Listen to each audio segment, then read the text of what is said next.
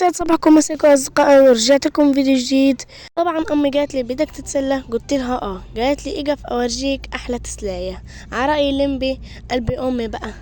طبعا زي ما انتم شايفين أنا قاعد بجلي وبنظف، وأخوي قاعد بقول يلا اقف وخلص بسرعة، وأنا قاعد بحاول إني أخلص بسرعة عشان بدهم يطلعوا.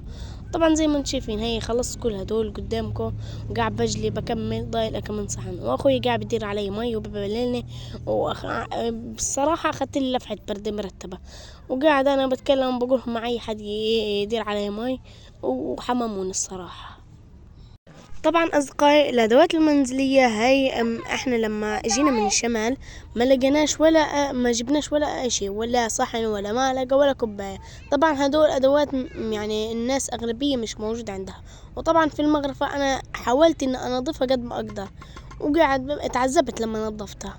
واخويا ماج كل شيء بيرشق علي وبخبطني، بده شي يعني اخلص قبل ما هو يخلص. انا هنا تعصبت ورحت بدي اخلص من المي، وبجلق يعني وبشطف. وانا بشطف طبعا فيش سطل، طبعا هنا قاعدة لقيتها بغسل.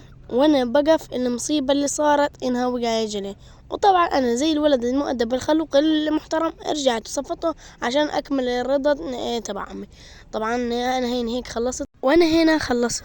طبعا هاي كده بدي افرجيكم كيف الضحكة اللي من ورا القلب. طبعا اصدقائي لا تنسوا لايك شير سبسكرايب، وتابعونا في كل جديد.